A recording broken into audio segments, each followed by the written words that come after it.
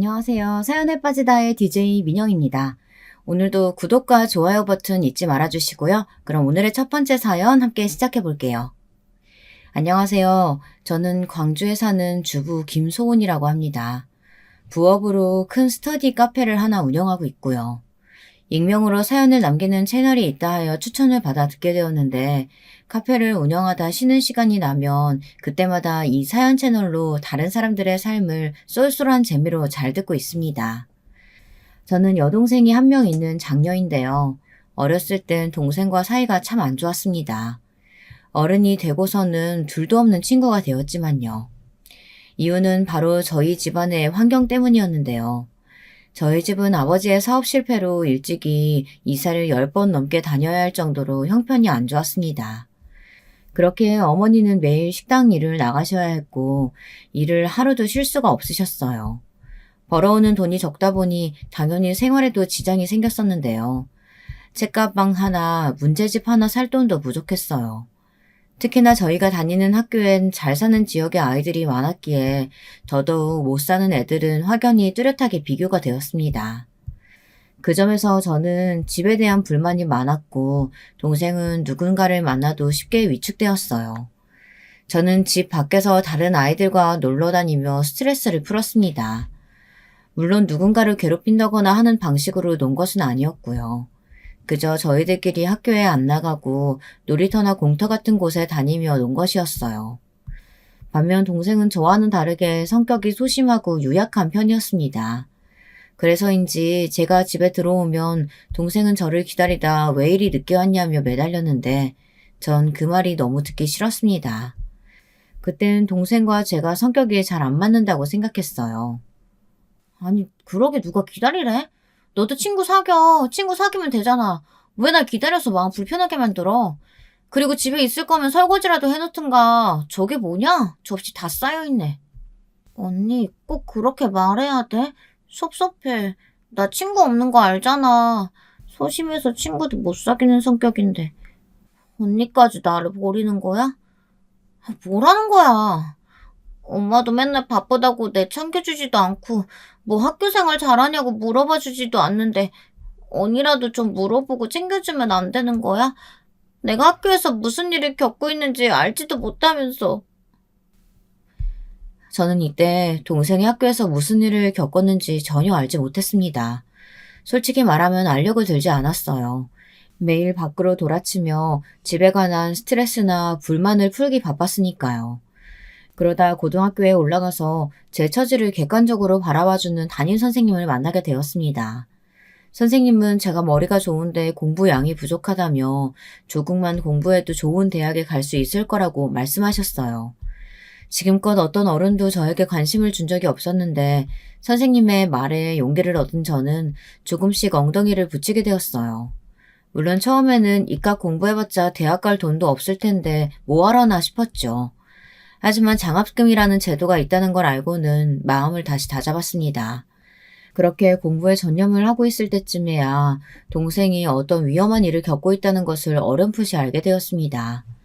제가 고등학생일 때 동생은 당시 중학생이었는데 동생이 언젠가부터 학교에 나가지 않더군요. 제가 왜 안 나가느냐 물어도 대답도 않고 이불을 뒤집어 쓰고만 있었고요. 거기다 동생은 공부를 잘하는 모범생이었기에 선생님들의 기대가 컸는데 동생의 결석 문제로 학교에서 전화까지 오더군요. 지켜보는 저도 동생이 왜 그러는지 몰라 가슴이 답답했습니다. 어머니 역시 급기야 식당 일을 하루 휴가 내시고 동생을 붙잡아 안고 어르고 달래보았죠. 그런데 이때 동생의 입에서 너무 충격적인 이야기가 나오는 겁니다. 소진아, 너 왜 학교 안 가? 엄마 죽는 꼴 볼래? 지금 전화가 몇 통이나 왔는 줄 알아? 너 이대로 학교 안 가면 중학교 졸업 못한대. 고등학교는 검정고시 본다 해도 중학교는 나와야지. 도대체 왜 그러는 거야, 어? 무슨 일 있으면 엄마한테 말해봐, 어? 그냥 가기 싫어. 그러니까 왜? 애들이, 애들이 나 왕따 시킨단 말이야. 우리 반에 일진이라고 불리는 무서운 애가 있어. 걔가 주도해서 모두가 날 싫어하는데 내가 어떻게 학교에 가. 나 가기 싫어, 엄마. 차라리 이대로 그냥 학교 안 다니고 제적당할래. 뭐? 아니, 네가 그럼 지금까지 괴롭힘을 당하고 있었다는 거야? 아니, 그걸 왜 지금 말해, 이거사? 어머닌 당황하신 나머지 소리를 빽 질렀고 저 역시 덩달아 심장이 쿵쿵댔습니다. 동생에게 자세히 들어보니 동생을 왕따시키는 여자애는 동생 말대로 정말 일진이라고 불리는 유명한 양아치더라고요. 그 학교에선 이미 유명했고 옆 학교까지 널리 알려진 악명 높은 여자애였습니다. 심지어 제 친구들도 알고 있더군요. 아, 김희은? 나 알아. 내 동생한테 들은 적 있거든. 걔 작년에 어떤 애 심하게 왕따시켜서 전학시킨 걸로 유명하대. 심지어 자기 아는 남자애들 동원해서 어디 끌고 가기도 한대. 어디 끌고 간다고? 거기서 뭐라는데? 때리거나 하겠지. 저번에 걔한테 당한 애는 전치 5주인가 6주인가 나왔다던데 갈비뼈도 부러졌었대. 그 얘기를 듣는데 가슴이 덜컥 내려앉았습니다. 제 동생이 정말 심각한 상황에 놓여져 있다는 게 실감이 됐어요. 마지막으로 아니길 바라는 마음으로 동생에게 물어보니 모든 것이 사실이었습니다. 동생은 그제서야 울면서 저에게 토로하더군요. 언니, 나 모텔에 끌려가서 몇 번 맞았어. 걔가 내 안경 벗기더니 무지막지하게 때리더라고. 걔 말고도 몇 명 더 있었어. 모르는 남자애들도 있었고. 너무 수치스러웠어. 너무 힘들어서 언니한테 말도 못했어. 미리 말 못해서 미안해, 언니. 여기 멍자국이야. 동생이 옷을 올려 이곳저곳 붉고 푸르게 멍든 자국들을 보여주는데 너무 속이 상했습니다. 눈물이 왈칵 쏟으며 도저히 그 여자애들 일당을 가만두고 보고 있을 수가 없겠더군요. 그래서 저는 그 다음날 바로 동생의 학교로 찾아갔습니다. 그리고 그 여자애를 불러달라고 말했어요. 하지만 너무 어처구니 없는 일이 뒤이어 벌어지더군요. 바로 그 여자애가 미리 손을 쓴 것이었어요. 동생을 가학적으로 괴롭힌 여자애는 이미 학교를 자퇴했고 유학을 갈 예정이라고 들었습니다. 결국 저나 동생이나 정당한 사과를 받을 기회를 영영 놓치고 만 것이죠. 저는 너무 억울해서 위원회라도 열고 싶었지만 동생은 더 이상 이곳에 있고 싶지 않아 했습니다. 그 사건을 떠올리는 것만으로도 괴로워하고 있었고 정신적인 문제가 아주 심각했습니다. 그 뒤로 저와 엄마는 동생을 위해 전학을 결정했습니다. 이왕 떠나는 거 아예 새로운 지역에 정착하기로 했고요. 엄마 역시 오래 일한 식당을 떠나기로 결심하셨는데 저희 가족 모두 동생이 이왕이면 새로운 곳에서 모든 걸 잊고 새 출발하길 바랬기 때문입니다. 물론 저도 새로운 학교에 적응해야 하는 만큼 부담감은 컸지만 동생을 위해서라면 괜찮았습니다. 동생이 그저 나아지기만을 바랬어요. 아주 오랜 시간이 걸렸습니다. 동생은 그 사건을 겪고 난 이후 한동안 우울증이 심해 집 밖으로 나가지도 못했고 학교에 갈 엄두도 내지 못했습니다. 정신과 치료를 받고 약을 복용하면서부터 조금씩 밖에 나가 산책도 하고 저와 이야기도 했죠. 그렇게 오랜 시간이 지나서야 회복된 동생은 다시 공부를 열심히 해 저를 따라 좋은 대학에 입학까지 했어요. 동생의 대학 입학식 날 축하하기 위해 저희 가족이 다 참석했었는데요. 얼마나 눈물이 나는지 저도 모르게 감격에 복받쳐 엉엉 울고 말았습니다. 그간 동생이 얼마나 힘들어했고 고생했는지 알고 있었으니까요. 저는 학자금 대출을 신청해 학교 다니며 틈틈이 아르바이트로 돈을 모았는데 그 돈을 동생에게 주기도 했습니다. 동생 역시 저처럼 빠듯할 테니 돈 걱정하지 말고 공부했으면 해서요. 그날 동생과 저는 오랜만에 이런 따뜻한 대화를 나누기도 했는데요. 언니, 이걸 왜 나를 해줘? 언니가 힘들게 모은 건데. 너라도 덜 쪼들리게 생활해야 내 마음이 편해서 그래. 내 마음 편하라고 주는 거니까 받아. 언니가 항상 응원하는 거 알지? 알지. 고마워, 언니. 나도 우리 언니 항상 응원하고 있어. 내가 이 돈은 10배, 아니 100배로 불려서 언니한테 갚을게. 그래서 언니 이쁜 옷도 사주고 차도 사주고 집도 사줄 거야. 말만 들어도 좋다.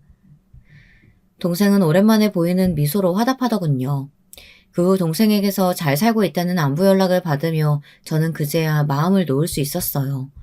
그리고 저도 취업전선에 뛰어들어 여느 취준생처럼 열심히 공부를 했었죠.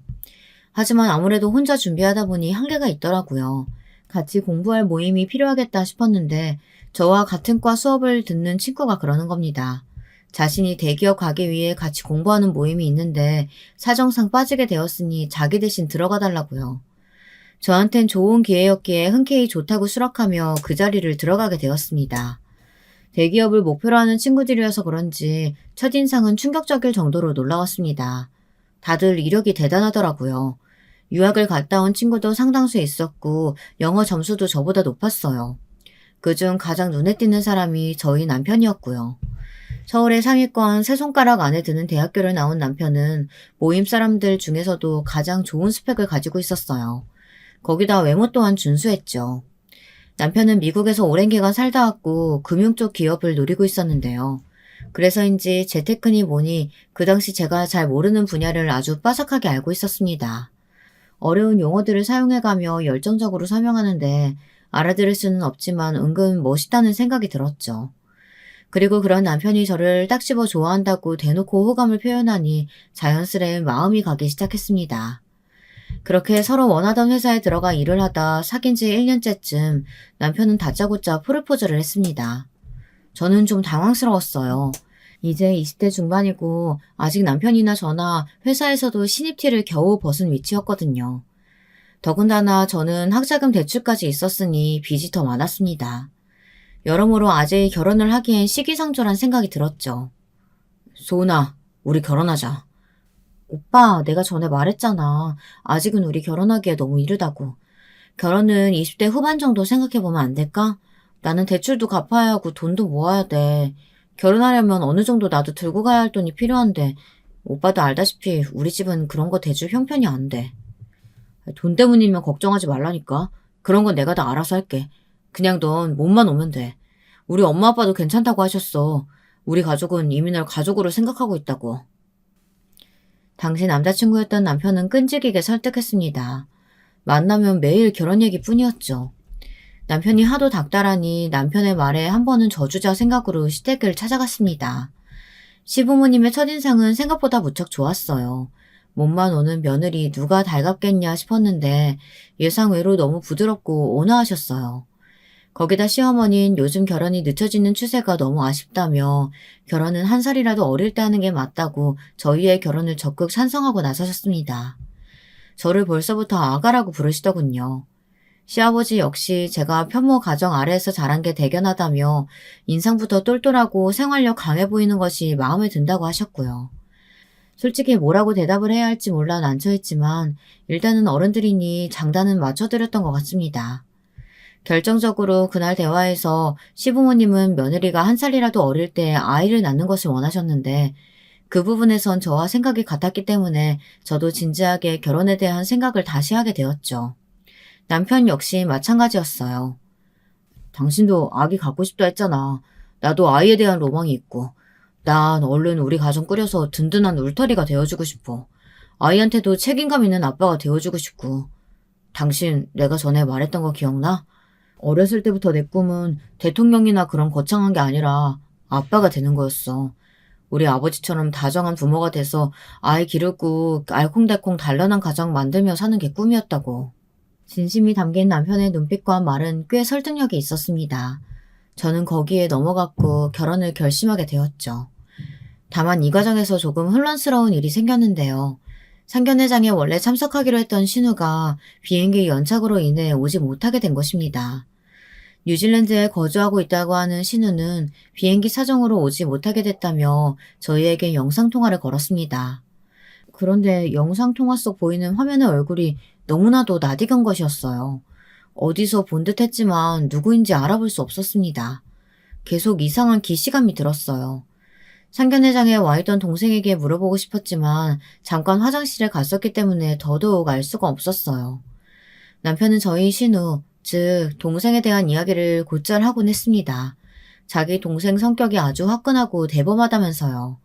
자기에게 세훈이가 생기기만을 오매불만 기다렸다는 말을 함께 전달하면서 제가 만약 시댁의 일원이 된다면 아마 동생이 저에게 가장 잘해줄 것 같다는 말도 했어요. 아, 그래? 그 정도야? 동생은 항상 언니를 갖고 싶어 했거든. 내가 아무래도 오빠니까 자기하고는 코드가 잘 안 맞는다면서 아쉬워했어. 학창시절 때도 유학 가기 전까지는 얼마나 언니 노래 불렀는지. 근데 내가 자기랑 결혼하게 됐다고 하니까 엄청 좋아하는 거 있지? 이제 자기한테 친언니 생기는 거냐고 그런 말까지 하더라니까? 말 한 번 이쁘게 하네. 나도 당신 여동생이고 내 신우니까 잘 챙겨줄게. 저는 신우가 했던 말들을 액면 그대로 받아들이며 나도 잘해줘야겠다 마음먹고 있었습니다. 하지만 결혼식 날 신우의 얼굴을 보고 인사하며 저는 그야말로 충격에 빠졌고 결혼식은 악몽으로 변하고 말았습니다. 어이없고 화가 나면서도 한편으로는 이날 저는 사람의 악면에 대해서 많은 생각을 했네요. 어떻게 이런 일이 있을 수 있을까? 이 물음은 저를 한참 동안 깊은 절망에 잠기게 했죠.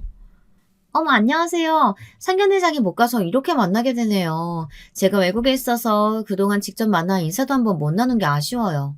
저 이제 한국 들어오니까 앞으로 자주 만나요, 새언니. 새언니라고 불러도 되죠? 일단 예상하셨겠지만 신우는 제 동생을 지옥으로 밀어넣었던 그 가해자 여자아이였습니다. 영상통화나 사진으로 봤을 땐 성형을 한 건지 얼굴이 너무 변해 못 알아봤지만 이상하게도 결혼식장에서는 목소리와 특유의 그 묘한 분위기가 겹쳐지며 한 사람을 떠올리게 되더군요. 저 혹시 언니 신우 어디 중학교 나왔다고 했지?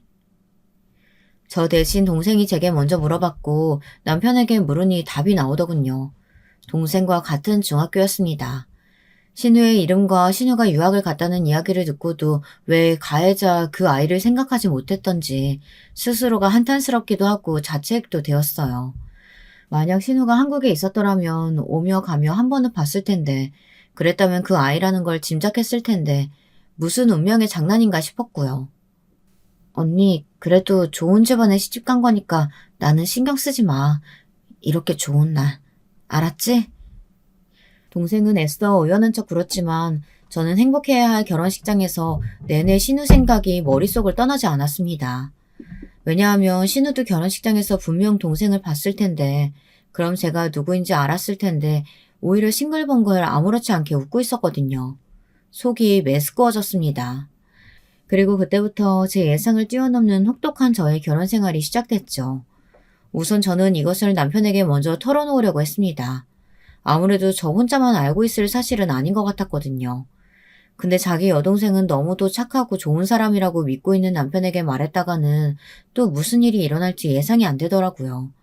또 시부모님 역시 딸의 실체에 대해서는 모르는 눈치였는데 이제 서로를 알아가기 시작하는 결혼 생활에 행여나 안 좋은 영향을 끼칠까 걱정도 되었어요. 그러던 찰나 동생에게 전화가 왔어요. 언니, 나 생각해봤는데 일단 형부한테는 말하지 마. 괜히 이 얘기 꺼내면 언니 시댁 가는 거 많이 껄끄러질 거 아니야. 그리고 솔직히 말하면 지금 와서 나랑 걔랑 다시 마주칠 것도 아니고 아픈 과거 다시 꺼내서 마음 어지럽히게 만들고 싶지 않아. 그냥 이대로 넘어가고 싶어. 그렇게 해줘, 언니. 동생은 과거는 과거로 묻고 넘기고 싶어 했습니다. 동생 입장에선 트라우마와 같은 일이었으니 굳이 더 들춰내고 싶지 않다고 하더군요. 정말 괜찮겠어? 소진아, 너 후회할 수도 있어. 물론 굳이 들춰내서 네 마음이 더 힘들다면 내가 아무 말 안 하는 게 맞지만 언니는 아직도 화나. 걔 얼굴 똑바로 쳐다보고 싶지도 않고. 걔가 너한테 어떻게 했는데 걔 때문에 넌 몇 년을 고생했잖아. 집 밖에도 못 나가고 사람들 눈도 못 쳐다보고 네가 대인기피증으로 얼마나 힘들어했는데. 저는 이 상황이 왜인지 피해자가 더 피해보는 그런 상황인 것 같아 마음에 들지 않았습니다. 괜히 찜찜하고 찝찝했어요. 하지만 동생은 의견을 굽히지 않았어요. 동생이 이렇게 고집 부리는 건 별로 없는 일이었죠. 아니야. 이건 걔랑 나 둘이서 풀어야 할 문제니까 언니는 그냥 아무 말 하지 말고 있어. 사실 걔 연락처 친구통에 들어서 알고 있거든. 만약에 내가 할 말이 생기거든 내가 직접 걔 만나서 당당히 할 말 하고 올 거야. 그러니까 언니는 여기 끼지 마. 내가 알아서 할 수 있어. 언니, 동생 바보로 보는 거 아니지? 결국 동생의 고집에 어쩔 수 없이 저는 알겠다고 시댁 식구들 앞에서 티는 내지 않겠다고 약속했습니다. 물론 남편에게도 말하지 않았고요. 남편은 그것도 모르고 줄곧 동생 얘기를 저에게 하곤 했습니다. 동생이 결혼식장에서 새언니 너무 예쁘다고 했다더라. 새언니 줄 명품백을 사놨다고 하더라 등등 그런 말이었어요. 아마도 저와 자기 동생 모두 사랑했던 남편 입장에선 저희 둘이 서로 사이좋게 지내는 것을 원했을 테니 중간에서 더 사이를 붙여놓고 싶었던 것 같습니다. 하지만 그러던 어느 날 남편이 잔뜩 술에 취해 들어왔더군요. 남편은 제게 왜 진즉에 말하지 않았느냐며 말문을 열었습니다. 저는 섬찟했지만 그 말에서 짐작할 수 있었죠. 남편이 어떤 루트를 통해 알게 되었다는 것을요. 아마 신우이가 이실 직고 했을 가능성이 높았습니다. 당신 속으로 얼마나 힘들었어. 그리고 나한테 왜 숨겼던 거야. 당신 동생한테 그런 일 있었던 거. 내가 다 알고 있는데 나는 내 동생이 그런 짓 했을 거라고는 상상도 못했어. 동생이 말하지 말래서 말할 수가 없었어. 당신은 어떻게 알게 된 거야?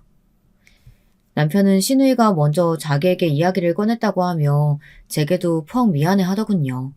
조만간 신우이에게서 연락이 갈 거라고 했고요. 저는 솔직히 신우이를 만나는 것 자체가 꺼려졌지만 제게 미안하다는 말이 담긴 연락을 뿌리치는 건 힘들었습니다.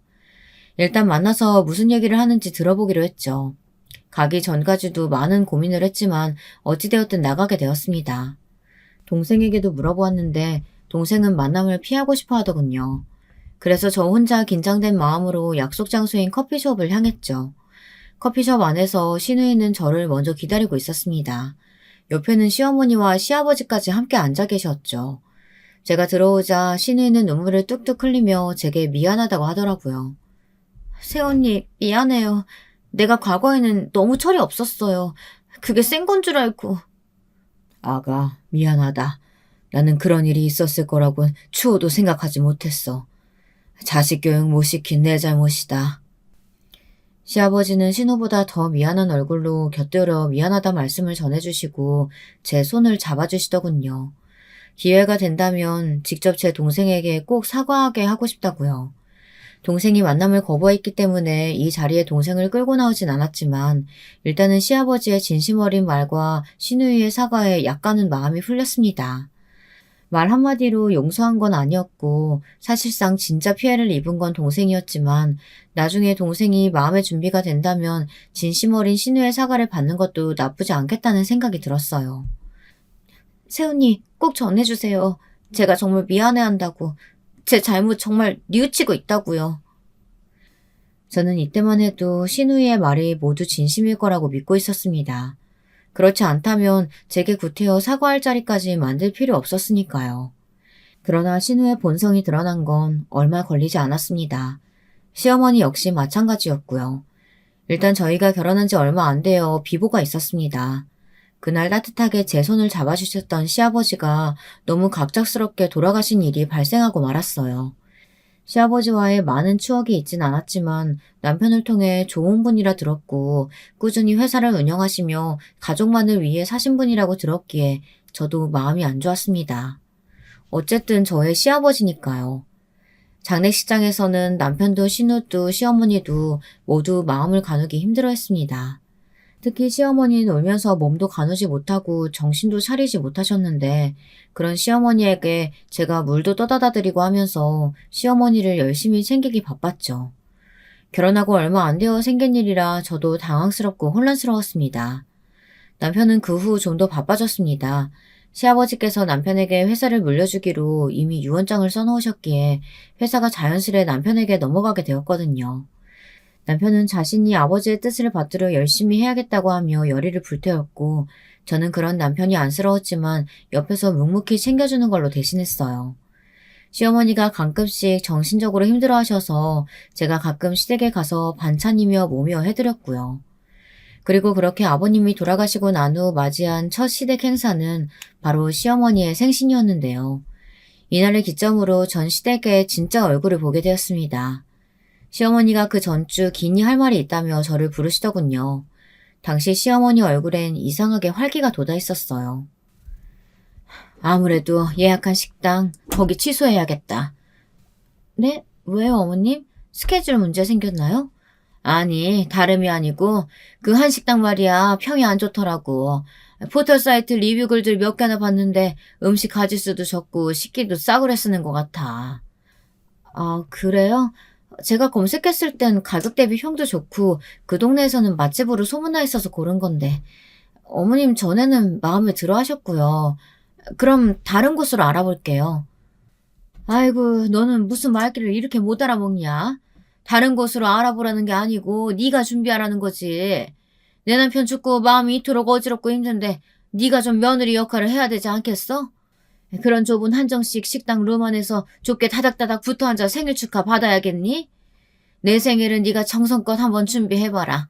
우리 아들한테 듣기론 너 음식 솜씨가 제법이라며. 그 실력 발휘 여기서 한번 해보라고. 그게 솔직히 부담스러워서 거절하고 싶었습니다. 제가 하는 요리는 보통 저희 또래 친구들을 대상으로 하는 요리가 많았고 저는 양식 위주의 요리를 잘하는 편이었거든요. 한식은 그냥 평범한 주부 수준이었기에 어머니 생신상은 자신이 없었습니다. 그래서 사실대로 말씀드리니 시어머니는 어떻게든 해볼 생각을 해야지 왜 하기 전부터 포기하려 들어. 이러며 어떻게든 준비를 해보라고 난리를 치더라고요. 눈치를 보니 은근히 기대하고 계시는 것 같았고요. 그래서 부담스럽고 싫었지만 처음이고 밉보이기 싫으니 저도 알겠다고 말하곤 인터넷을 보며 정성스레 생신상을 준비하게 되었습니다. 잡채부터 시작해 갈비찜, 불고기, 샐러드, 굴비. 정말 지금 생각하면 결코 혼자 할 수 없는 양을 어떻게든 꾸역꾸역 준비해 나갔는데요. 남편도 놀라서 눈이 휘둥그레지더군요. 당신 지금 이 요리를 설마 다 한 거야? 대단하다. 내가 이런 와이프를 두고 있었다니 엄청 자랑스러운데? 사실 우리 엄마는 요리 솜씨가 별로여서 2가지 이상 음식을 안 내놨거든. 그것도 간이 너무 짜거나 너무 싱거웠고. 나 미국 가기 전엔 거의 반찬 가게에서 사 먹었는데. 나 당신 만나서 진짜 복 받았다. 그 정도는 아니야. 그냥 몇 가지 해봤어. 근데 나도 처음이라 입맛에 맞을지 모르겠다. 어머님이 좋아하셔야 할 텐데. 그날은 그렇게 남편의 칭찬에 기분이 잔뜩 좋아져 시댁으로 향한 날이었습니다. 도착해선 하나하나 정성스레 준비한 음식을 다시 데워서 준비단 상에 놓고 있었죠. 근데 앞불싸 저도 한식이 처음이다 보니 실수를 했더라고요. 불고기를 다시 끓인 후 간을 보니 국물이 졸여지면서 많이 짜게 되었더군요. 생신상이기도 하고 물을 더 넣고 끓여야 하나 고민하던 중이었습니다. 그런데 그때 갑자기 젓가락을 들고 온 신우가 불고기 맛을 보더니 눈을 찌푸리는 겁니다. 그리고는 휴지에 불고기를 다시 내뱉더군요. 너무 놀라 신우를 보니 이러는 겁니다. 새언니, 우리 엄마 고기 너무 많이 먹으면 안 되는데 특히 이런 기름진 건 더더욱 안 돼요. 엄마 건강 생각해서 식단을 짜셨어야죠. 이렇게 만들어가지고 오면 어떡해요. 엄마, 이 불고기 좀 봐봐. 세상에, 아니 이게 말이 돼? 너무 짜서 소금탕 같아. 못 먹겠어 진짜. 싸그리 버려야겠어. 야, 너는 돕지도 않았으면서 무슨 말이 그렇게 많아. 그만 못해? 남편의 말에 신우는 입을 다물었지만 저는 상당히 충격적이었어요. 과거에 제 동생에게 지은 죄도 있으면서 왜 저런 얄미운 행동을 하는지 이해할 수 없었죠. 근데 여기서 더 가관인 건 시어머니였습니다. 신우의 말에 캥기지 않는 얼굴로 불고기 맛을 보시더니 저보고 잠깐 안방으로 들어오라고 하더군요. 시어머니는 저를 안방에 앉히자마자 대뜸 요리 시간이 얼마나 걸렸는지 묻는 겁니다. 그래도 하루 꼬박 한 것 같아요. 고기 같은 건 미리 재워놔야 하니까 그 전날부터 했고요. 근데 제가 불고기 요리를 많이 안 해봐서 실수를 한 것 같아요. 참, 실수고 자시고 내가 이걸 어떻게 말해야 할지. 이런 건 말하면 괜히 내가 꼬장꼬장한 시어머니 된 기분이라니까. 그래서 어떻게 말해야 할지 고민인데 모르겠다. 내가 윗사람이니 그냥 솔직하게 말하마. 불공이만 말하는 게 아니고 내가 아까 네가 해온 요리들 간을 좀 봤는데 말이야. 너무 바깥에서 파는 맛이더라.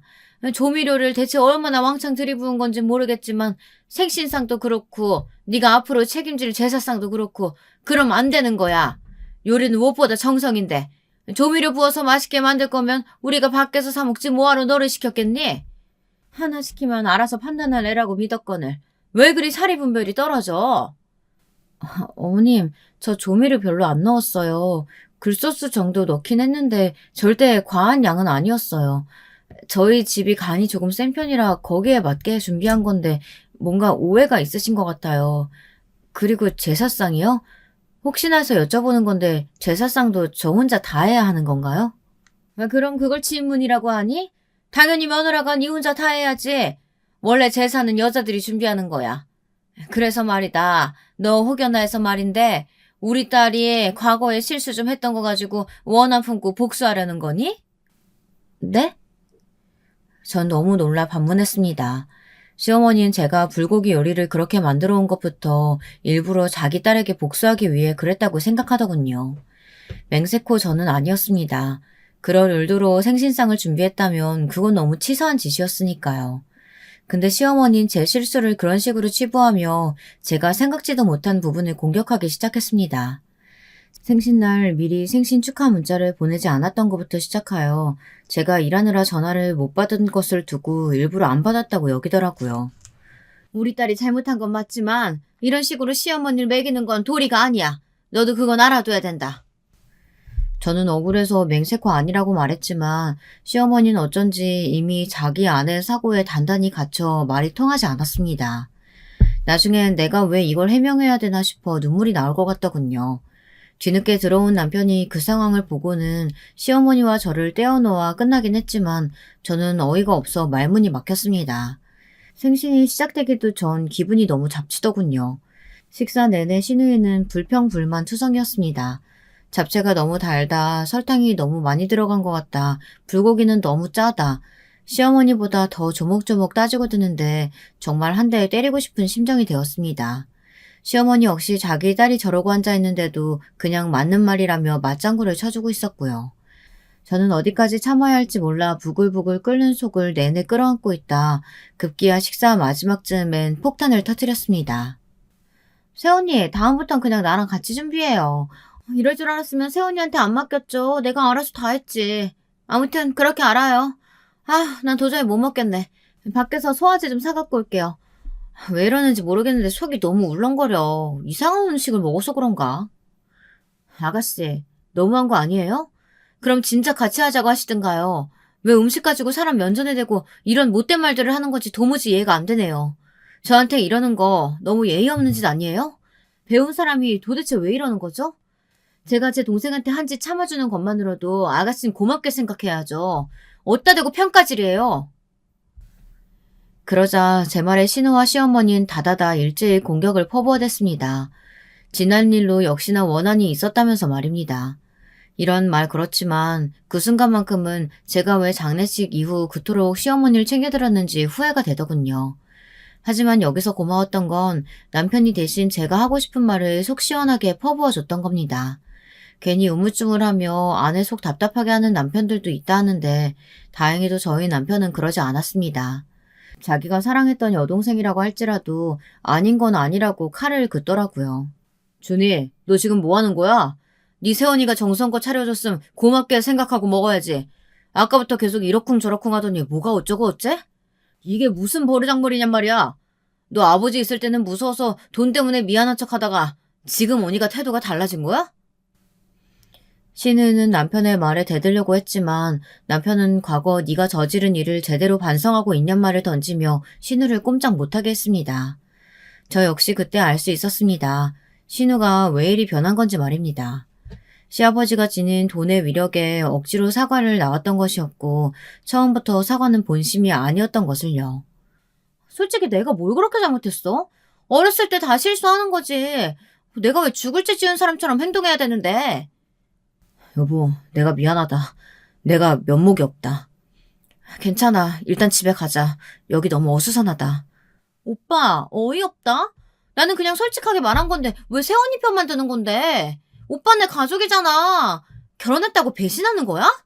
조용히 못해? 여기서 한마디만 더 해봐. 네 카드고 뭐고 다 정지할 줄 알아. 남편의 불효령이 세지자 그제서야 신우는 조용해졌습니다. 남편이 당시 신우이가 한국에 들어온 뒤 마땅한 직업이 없이 놀고 있자 카드를 주면서 생활비를 다 대주고 있었거든요. 시어머니 역시 가만히 남편의 눈치를 보고 있더라고요. 전 남편이 나서서 정리해준 게 무척 고마웠습니다. 사실 내가 왜 이런 헛수고를 했나 싶어 후회가 막심하던 와중이었는데 가뜩이나 제 동생을 끔찍한 상태로 만든 가해자인 신우가 너무 밉고 증오스러웠는데 신우에 대한 감정이 터져 나가기 직전 남편의 대처가 참으로 고마웠습니다. 그런데 다음 날 신우로부터 전화가 왔습니다. 저희 회사 카페에서 만나자는 연락이었어요. 세언니, 한번 봐요. 오빠가 완전 열받아서 지금 내 카드 정지한다 어쩐다 하는데 난 우리 오빠 경제적인 도움 아니면 내 라이프 스타일 망가진단 말이에요. 제가 왜 그래야 되죠? 아가씨 일은 아가씨가 알아서 해결하세요. 뭐예요? 진짜 막 나가자는 거야, 뭐야? 아, 그럼 세훈이가 오빠한테 잘 좀 말해주던가요. 내가 사과했고 언니가 받아줬다, 뭐 이런 식으로요. 가족인데 그것도 못해줘요? 지금 내 상황 심각하단 말이에요. 오늘 백화점에 내가 탐냈던 명품백 들어왔는데 그거 못 사게 생겼다고요. 명품백이요? 아, 굉장히 심각한 상황이네요. 그 정도 심각한 상황이면 아가씨가 오빠한테 무릎 꿇고 용서를 비셔야겠네요. 전 도와줄 생각 일체 없거든요. 그리고 가족은 누가 가족이에요? 저한테 그렇게 예의 없게 말하고도 내가 아무 일 없는 것처럼 받아줄 줄 알았어요? 아가씨는 사과하는 법부터 다시 배우세요. 그딴 식으로 사과하면 받아줄 사람 세상 천지 아무도 없으니까. 솔직히 마음속에서 도라이라고 말하고 싶은 걸 굳게 참은 것 같습니다. 온갖 육두문자가 섞인 욕을 남발할 것 같은데 남편 얼굴 생각해 간신히 참아 넘겼어요. 그 뒤에도 신우는 뱀처럼 간교하게 계속 문자를 보내왔지만 저는 일부러 보지 않았습니다. 애가 탔는지 나중엔 한밤중에 저희 집 문까지 두드리는 걸 남편이 쫓아냈어요. 참 기가 막히죠. 저도 이 일을 겪으면서 정말 기가 막혔습니다. 신우에 대해서 나중에 듣게 되었지만 신우가 남편 포함해 시댁 가족을 모두 속였더라고요. 신우가 외국에 살면서 회사에 취직했다고 말했지만 그건 알고 보니 거짓말이었고 그 대신 이상한 클럽 같은 곳만 다니다 외국인을 노리는 어떤 꽃뱀 같은 논팽이를 만나 돈을 다 주는 바람에 털털 털려 한국으로 오게 된 것이었습니다. 한마디로 신우는 외국의 대학교만 간신히 졸업했을 뿐 그 이후로는 철저히 나태한 삶을 살아온 겁니다. 그러면서도 신우는 아직도 제 남편의 재력에 기대어 살고 싶어 했고 그걸 자기 재력이라고 생각하며 돈 없는 사람들은 함부로 대하는 갑질을 종종 해댔죠. 특히 아파트 경비원 아저씨에게 시비를 건다거나 하는 식으로요.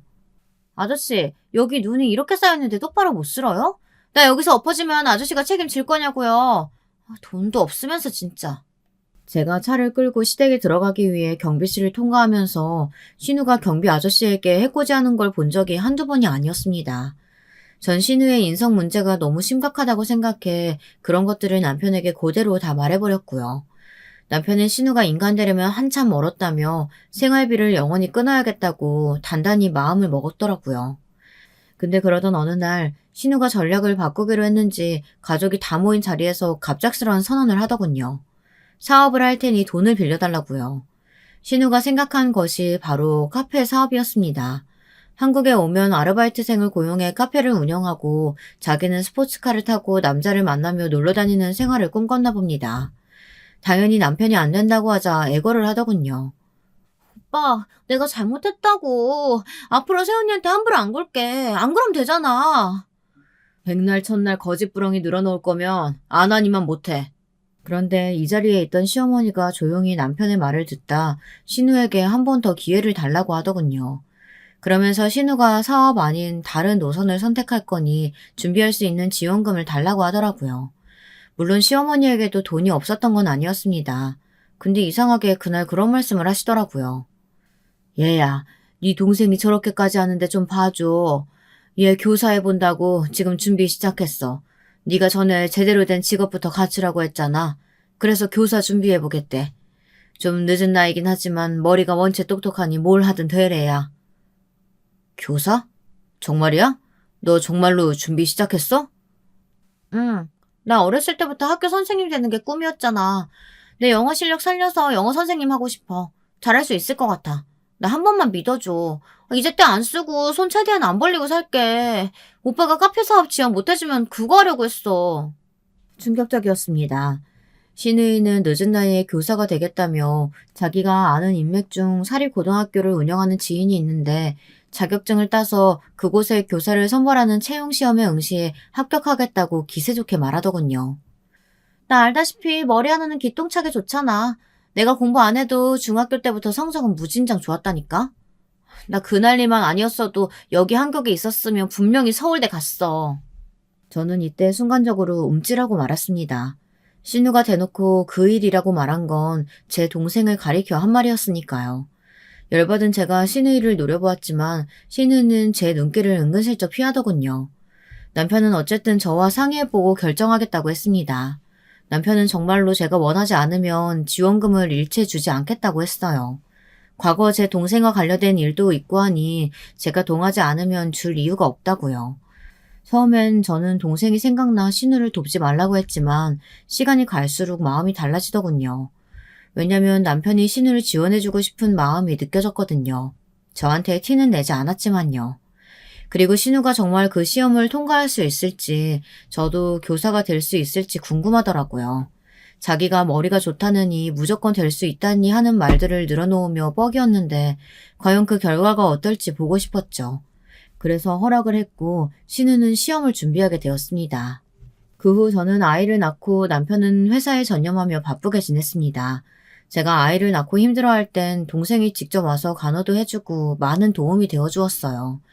동생은 저와 달리 결혼은 하지 않고 홀로 자기만의 삶을 살고 있었는데 저는 그런 동생의 삶도 응원하고 있었습니다. 동생은 사업체를 꾸려 꽤나 승승장구하고 있었고 동생을 보면 저와 동생 모두 이제는 과거 어렸을 때와 달리 경제적으로 안정된 인생을 살고 있다는 생각이 들어 뿌듯하기도 하더라고요. 동생은 언제든 힘들면 자기에게 기대라며 친정 엄마 같은 면모를 부어주었어요. 덕분에 육아가 덜 고됐죠. 이 점은 동생에게 아직도 고마운 부분입니다. 그리고 저는 동생과 이야기할 때 일부러라도 절대 신우 얘기는 꺼내지 않았는데요. 동생에게 아직 상처로 남아있을 것 같아서였어요. 근데 어느 날 동생이 그러더군요. 언니, 나 이제 괜찮아. 뭐가? 나 이제 걔한테 더 이상 악감정 없어. 그렇다고 굳이 만나고 싶지도 않지만 이제 언니 가족 되기도 했고 시간도 많이 흘렀으니 더 이상 미워하고 싶지 않아. 동생은 미워하는데 시간을 낭비하고 싶지 않다며 꽤나 성숙한 말을 남겼어요. 전 그 말에 괜히 울컥해 동생을 껴안고 엉엉 울었고요. 그리고 놀랍게도 신우이는 정말 오랜 기간이 걸렸지만 정말 교사가 되었습니다. 사립 고등학교 교사였는데 합격 후 얼마나 떵떵거리던지 우스울 정도였답니다. 시어머니는 딸의 교사 임용 소식이 기쁘셨는지 바로 축하 파티를 열자고 하더군요. 이날 남편이 출장이 있어 참석 못한다고 하고 저는 아이 등하원 문제 때문에 참석해야 하나 말아야 하나 고민했는데 시어머니는 당연히 와야 하는 거 아니냐며 소리를 지르더군요. 얘, 네 신우한테 좋은 일 있다는데 왜 못 온다는 거야? 당장 못 와? 어디 네 신우이 뭘로 보고 있어? 아님 나를 물로 보는 거냐? 네가 그럴 주제나 군번이 된다고 생각해? 내 아들 등에 업혀 사는 주제에 얼른 튀어와! 욕이 치밀었지만 여기서 더 큰 갈등을 만들기 싫어 아이를 데리고 일단은 울며 겨자 먹기로 시댁으로 향했습니다. 가보니 상황은 역시 시누이의 자축과 그런 시누이를 어와둥둥 해주는 시어머니의 대화가 이어지고 있었습니다. 내 딸이 이렇게나 대단한 일을 했다. 아이고 이 장한 거. 나는 네가 교사가 될 줄 알았어. 그러니까 엄마, 내가 생각해도 나 진짜 대박인 것 같아. 그나저나 나 학교 가서 남자 교사들한테 인기 너무 많으면 어떡하지? 아이고 그 중에 한 명 낚아채서 결혼해도 좋겠는데. 저는 꺼다 놓은 보릿자루처럼 가만히 아무 반응 없이 듣고만 있었습니다. 근데 그날부터 일이 터지고 말았습니다. 신우는 자신이 선생도 됐고 직업도 가졌으니 뭐라도 된 줄 알았나 봅니다. 제게 사과를 깎아와라, 설거지를 해라, 일일이 시키려 들더군요. 첫날은 참았습니다. 하지만 그날 이후로 계속해서 명령을 하더군요. 집에 코트를 놓고 왔다며 시댁에 들러서 학교로 갖다 달라느니 그런 별의별 가짜는 요구들 말입니다. 남편에게 말할 수도 있었지만 남편이 당시 회사에서 큰 스트레스를 받고 있었기에 말하지 않았어요. 대신 제 선에서 처리하기 위해 못하겠다고 말했죠. 아가씨, 사람 부려먹는 것도 정도 것이지 이 정도 했으면 그만하세요. 어디서 유세를 떨고 난리예요? 그만해요. 아가씨가 교사 됐으면 된 거지. 왜 저한테 이런저런 일을 시키고 학교로 오라고 하세요? 진짜 가짠네. 새언니, 좋게 말하니까 사람 말이 말처럼 안 들리죠? 언니 동생 꼴 나고 싶어요? 그러기 싫으면 좋은 말 할 때 알아서 잘하시죠. 뭐라고? 이런, 저는 그만 손을 올려 신우의 뺨을 치고 말았습니다. 그 순간은 신우고 뭐고 눈앞에 보이는 게 없더군요. 저만 들먹었다면 참았을 겁니다. 근데 제 동생의 과거를 들먹이는 순간 화가 폭발하고 말았어요. 신우이는 제게 맞은 뺨이 분한 지 한동안 씩씩거리다가 자기도 제 뺨을 날리더군요. 신우이는 그 와중에도 막말을 일삼았습니다. 제 동생을 찾아가 또 짓밟아 줄 거라느니 그런 위협적인 말을 해댔어요. 다음날 저는 바로 신우의 학교를 찾아갔습니다. 직접 제작한 1인용 피켓을 들고서요. 학폭 선생 웬 말이냐, 당장 물러가라. 저는 구호를 외치며 계속 교문 앞에 서 있었습니다. 제가 피켓을 들고 서 있자 학교 경비원 분께서 저를 내쫓으려 했지만 이미 시선은 집중된 뒤였습니다. 학생들은 저마다 핸드폰을 들고 저를 찍었고 전 피켓이 더 잘 보이도록 앞으로 손을 내밀었어요. 여기서 끝나지 않았습니다. 어떤 학생이 지나가는 질문으로 학폭 선생이 누구를 가르치느냐고 하는 말에 저는 신우의 이름을 댔어요. 학생들의 입소문이 얼마나 빠른진 잘 알고 있었습니다. 그러길 바라는 마음으로 결과를 기다렸고요. 그 뒤 얼마 후 맘카페에 이런 글이 올라오더군요. 진미고등학교 김희윤 영어 선생님, 학창시절에 사람 패고 다녔다는 소문이 있던데 사실이에요? 저는 사실이라며 댓글을 달았고 맘카페의 위력은 대단했습니다. 그 글이 맘카페에서 게시글 1위를 차지하자 신우는 쫓아내야 할 대상 1호가 되었더군요. 드디어 학교에서 신우를 쫓아내기로 했다는 결정이 들려오던 날 저는 환호했습니다. 이제야 제 한을 푸는 기분이었어요. 동생에게 제가 한 일에 대해 솔직하게 말하는 일이 남아있었긴 했지만요. 의외로 동생은 생각보다 덤덤했습니다. 그저 제 이야기를 조용한 표정으로 듣더니 저를 꼭 껴안아 주더군요. 고마워 언니. 나한테 언니가 있어서 다행이야. 동생은 이 말을 해주었고 덕분에 제 마음도 편안해졌습니다. 물론 시어머니는 난리가 났습니다. 저를 찾아와 무릎을 꿇고 빌더군요. 제발 학교로 찾아가 아니라고 그저 거짓말이었다고 말해달라고요. 하지만 제가 왜 들어주나요? 남편도 제가 한 일에 대해 잘했다고 말해주었으며 시댁과 완전히 연을 끊고 살기로 결심한 판에 말입니다. 그리고 최근에서야 시어머니에게도 나름의 속사정이 있다는 걸 알게 되었는데요. 어쩌다 지인 소개로 도박판에 빠지셔 큰돈을 탕진하고 다니셨더군요. 그래서 신우의 지원금도 대주지 못하고 있었던 것이었고요. 이상하다고 생각은 했는데 도박판의 규모가 커지니 백수가 된 신우도 시모도 모두 길바닥에 나앉을 처지라고 합니다. 불쌍하다는 생각은 들지만 인간도 아닌 것들 더 이상 상대하지 않으렵니다. 여러분, 두 번째 사연 시작하기 전에 좋아요, 구독 꼭 눌러주실 거죠? 그럼 두 번째 사연 바로 시작합니다. 안녕하세요. 과연 제 사연이 소개가 될는지, 그 이전에 제가 사연을 제대로 써낼 수 있을지 스스로 믿음은 부족하지만 한번 사연을 보내보기로 마음 먹었으니 실천해봅니다. 저는 결혼하면서 굉장한 우여곡절을 겪은 사람이라고 스스로를 그리 여기고 있어요. 드라마 같은 데서 보면 부모가 결사반대하는 결혼에 그 자식이 완강하게 맞서면서 갈등이 일어나잖아요. 제 꼴이 딱 그랬습니다. 웬만한 드라마보다도 더욱 극적인 모양새지 않았나 싶어요. 그래서 저는 결혼 후에 어딜 가서 하소연을 하기가 어려웠습니다.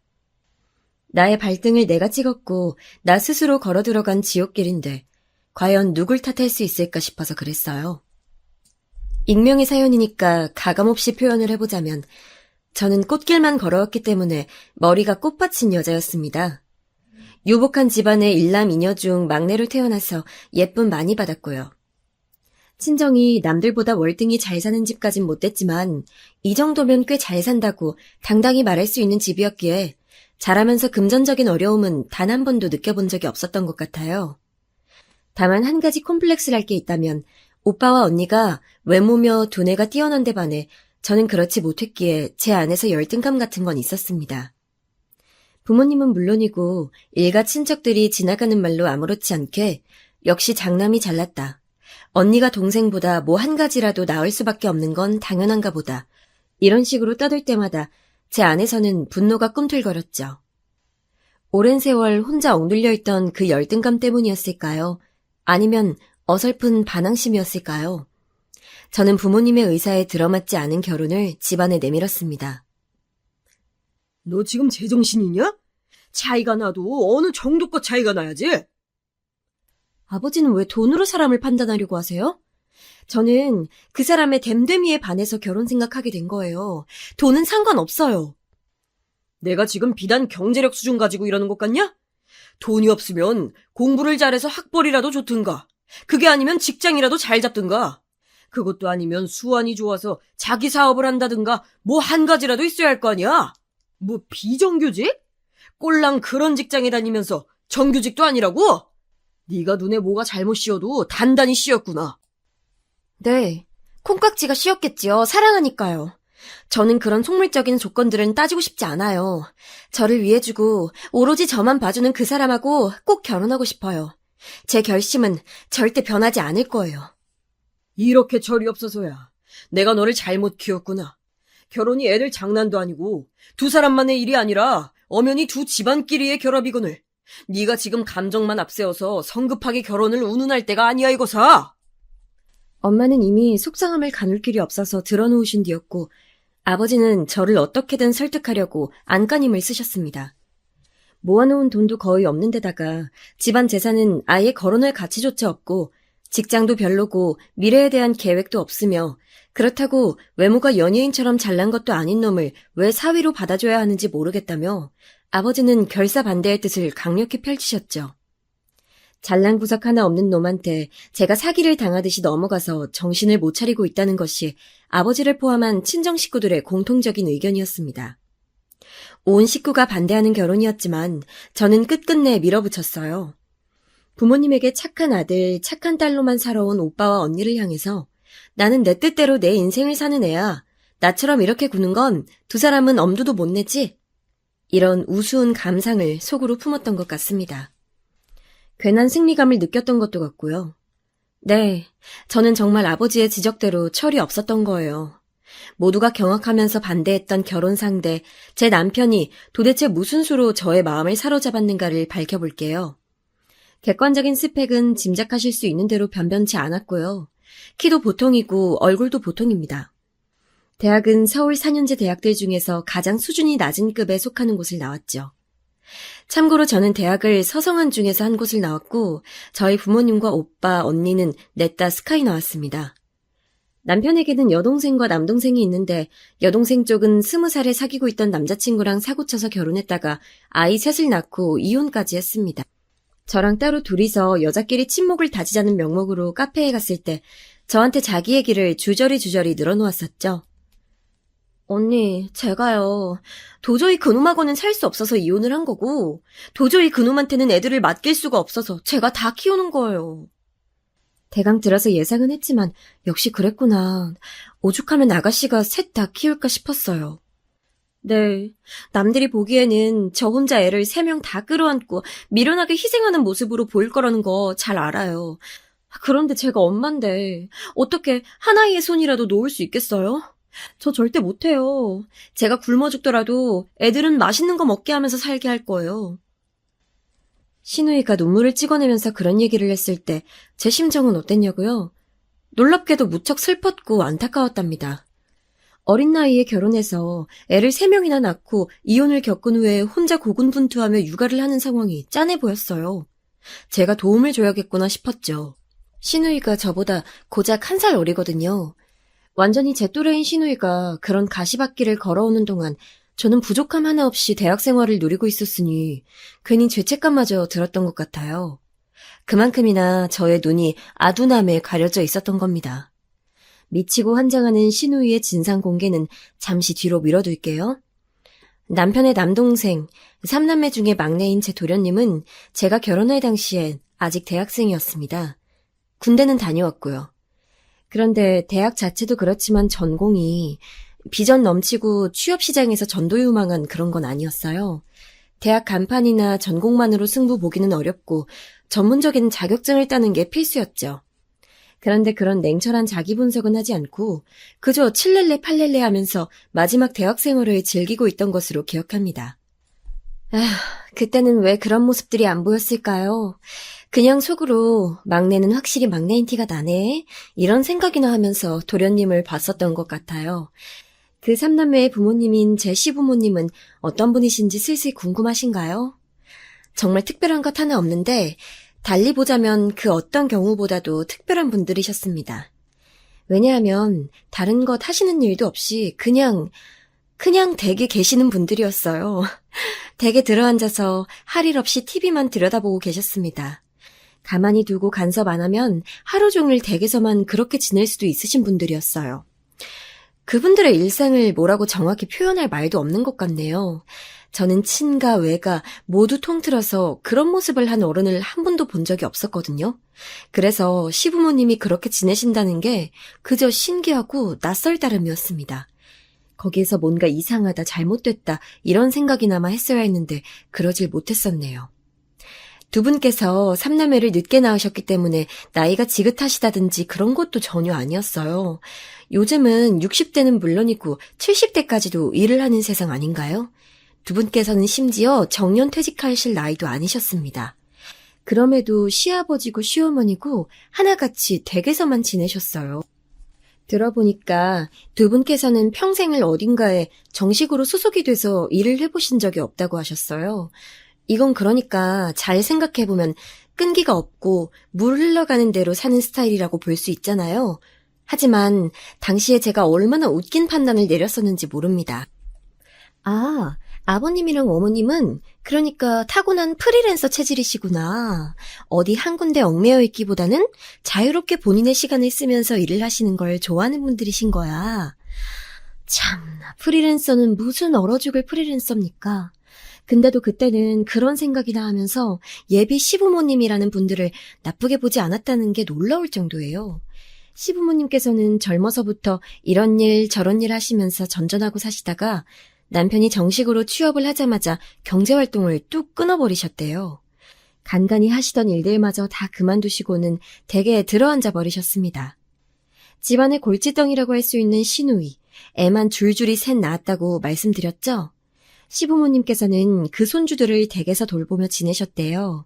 시누이랑 결혼했었던 그 남자는 시댁 식구들의 표현에 의하면 사람 같지도 않았던 짐승놈이었는데 끝내 이혼을 하게 됐지만 그때 약속을 했던 양육비 지급을 시누이에게 차일피일 미루면서 지키지 않았다고 합니다.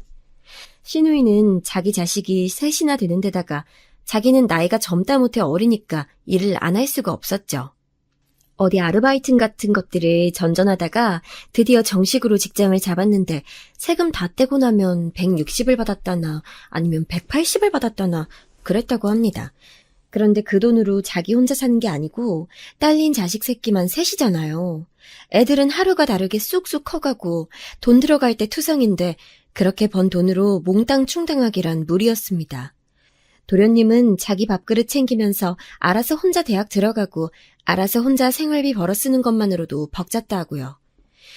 결국 시부모님께 생활비를 드리는 것이나 아이 3명 키우는 데 들어가는 돈에서 부족한 금액들을 모조리 충당하는 역할, 그것은 남편의 몫이었습니다.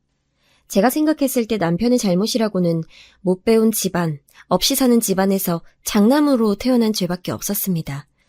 남편이라고 뭐 설마 자기 부모님이 그렇게까지 염치가 없는 사람일 줄 알았겠나요? 자기 여동생이 설마 하니 그렇게까지 거나한 사고를 치고 자기한테 수습을 전가할 줄 알았겠냐고요. 그럴 리가 없잖아요. 그래서 저는 남편이 몹시도 가여웠어요. 남편이 사회생활을 시작하며 번 돈은 전부 다 시댁 식구들에게도 전해졌습니다. 제대로 된 적금 상품 하나를 들어볼 수가 없었다고 했고요.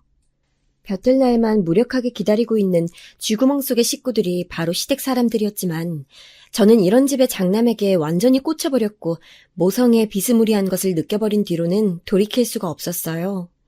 저는 저희 집안에서 가장 서열 꼴찌의 열등한 존재였지만 남편 앞에서만큼은 구세주의 역할을 할 수가 있었다는 점도 무척 매력적이었습니다. 저로 하여금 자꾸만 측은지심을 불러일으키는 남편이 불쌍하게 보였고 제가 도와주고만 싶었어요. 가여운 인생을 살아온 남편에게 힘이 되어주고 싶었죠. 그리고 남편이 되게 조용조용한 스타일이거든요. 제가 무슨 말을 해도 남편은 거기에다가 토를 안 달았어요. 그러니까 같이 있으면 마치 제가 여왕이 된 것만 같은 착각도 들었더랍니다. 나는 네가 좋다면 다 좋아. 너한테 맞춰주는 게 내 마음이 편하고 네가 원하는 대로 하는 게 바로 내가 원하는 거야. 에휴, 진짜 이 줏대 없는 남자야. 하나부터 열까지 나한테 그렇게 맞춰주면서 살려고? 나는 우리가 결혼하게 되면 평생 너한테 다 맞춰주면서 살 거야. 내가 귀하신 분을 떠받들어야지. 남편이 저를 띄워줄수록 저는 더욱 우쭐해졌죠. 객관적인 조건들이 남편보다 제가 잘났으며 훨씬 월등하였기에 저는 자신감도 넘쳤습니다. 남편이 제 앞에서 늘 저 자세로 나오는 것도 마음에 들었어요. 사연 보내는 게 익명이니까 이런 이유들도 솔직하게 적어보는군요. 다시 그때를 회상하자니 정말 민망하고 창피하고 그렇습니다. 이런 제가 당시의 친정 식구들은 얼마나 황당하게 느껴졌을까요? 말도 안 되는 조건들을 보면서도 제가 저 스스로 가시밭길에 기어들어간다고 생각들을 했었겠죠. 그러나 저는 그때 그 순간에 그야말로 남자한테 미쳐서 가족을 저버리는 여자의 표본이었습니다. 불효녀가 따로 없었죠. 거의 절연할 기세로 강력하게 남편과의 결혼을 친정 식구들에게 주장했어요. 제가 고집을 안 꺾으니까 어느 날 아버지께서 저를 향해 깊은 한숨을 내쉬시더니 놀라운 사실을 밝히셨습니다. 사실 네 엄마 건강이 썩 좋지 못하다. 요즘 대학병원 다니면서 이것저것 검사까지 받고 있는데 내 생각에는 네가 이럴 때일수록 네 엄마 속을 썩이는 일이 없어야 맞다고 보는 거다. 이제 내 심정을 네가 좀 알겠니? 어쩐지 건강이 좋지 않아 보이신다더니만 엄마의 몸 상태가 좋지 않은 모양이었어요. 저는 작전상 후퇴를 외치고선 엄마의 건강 문제가 어느 정도인지 밝혀지기를 기다렸습니다. 그렇게 며칠이 흐르고 나서였죠. 저는 충격적인 소식을 접하고선 절망했습니다. 그것은 바로 저희 엄마가 암 환자라는 사실이었어요. 몸에 암세포가 이미 퍼져 있는 상태라고 하였습니다. 충격에 말을 이을 수가 없었어요. 외가 쪽에 암병력이 있기는 했지만 설마 저희 엄마처럼 남부러울 것 없는 환경에서 자라오고 살아왔으며 식단 조절에도 늘 신경 쓰시는 분이 설마 암에 걸려 고생하게 될 줄은 상상조차 못했던 거였습니다. 엄마의 건강 상태가 긍정적인 미래를 기대하기란 힘들 것 같다는 병원 측의 소견을 듣고 저희 가족들은 정신이 아득해졌습니다. 제 인생에서 이토록 일찍 엄마가 사라지게 될 것이라는 건 가정을 해본 적이 없었죠. 너무 힘들고 지치고 또한 마음이 울적했던 그때 남편은 제 곁을 묵묵하게 지켜줬습니다. 제가 저희 가족들을 향해 어떤 감정을 품고 있는지, 언니와 오빠를 보면서 어떤 생각들을 하고 있는지 저는 그 시기에 남편한테 다 털어놓았었죠. 남편은 그 어떤 말도 얹지 않고 그저 가만히 저를 안아줬고 저라는 존재가 생각하고 있는 모든 상념들을 그대로 받아들여줬어요. 아무것도 저에게 묻지 않았습니다. 저는 그런 모습에 또 한 번 반했었던 것 같아요. 그래서 저는 거의 반쯤은 충동으로 투병 중인 엄마에게 다가가서 이렇게 말씀드렸죠. 엄마, 내가 할 말이 있는데 나 있잖아. 엄마가 돌아가시기 전에 내가 결혼하는 모습을 보여드리고 싶어. 엄마 딸이 멋지게 결혼하는 모습을 보여드릴 수 있다면 너무 좋을 것 같아. 그 어떤 후회나 미련도 남기고 싶지 않아서 그래. 지금 생각해보면 허울뿐인 명목이나 핑계이지 않았나 싶습니다.